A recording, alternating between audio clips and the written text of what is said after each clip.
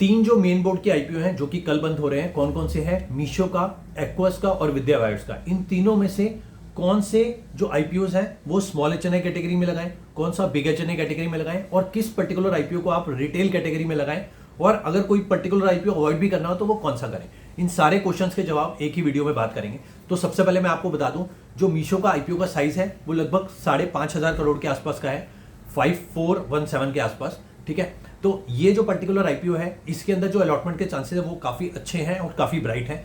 40% के आसपास का इसका ग्रे मार्केट प्रीमियम है।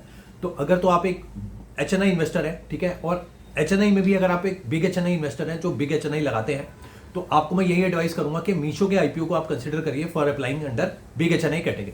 ठीक है, अब अगर आप एक स्मॉल एचएनआई इन्वेस्टर हैं तो आप स्मॉल एचएनआई के लिए भी जो है मीशो को कंसीडर कर सकते हैं, बिकॉज इसमें अलॉटमेंट के चांसेस जो है वो सबसे ज्यादा ब्राइट है।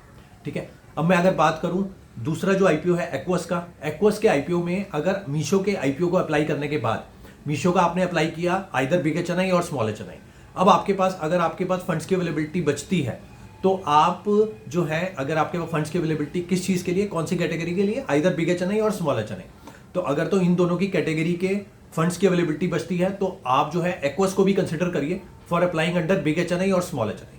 ठीक है, और अगर आपके पास फंड्स की अवेलेबिलिटी नहीं बचती तो आप रिटेल कैटेगरी में जितने भी फैमिली मेंबर है उनके सबके अकाउंट से जो है रिटेल कैटेगरी में मिनिमम 15,000 की जो एप्लीकेशन होती है वो लगा दें एक्वस लाइफ के अंदर।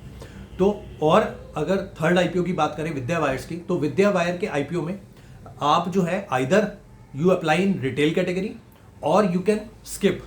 ठीक है जी, अगर आपके पास फंड्स की अवेलेबिलिटी नहीं बचती, जो दो आईपीओज हैं आपने स्टार्टिंग में लगा दिए, उसके बाद फंड्स की अवेलेबिलिटी नहीं बचती तो विद्या वायर्स को आप अवॉइड करिए, कोई दिक्कत वाली बात नहीं है। बट अगर तीनों में से कोई एक बिग एचएनआई कैटेगरी में लगाना है तो बिग एचएनआई कैटेगरी में आप लगाएंगे मीशो का आईपीओ।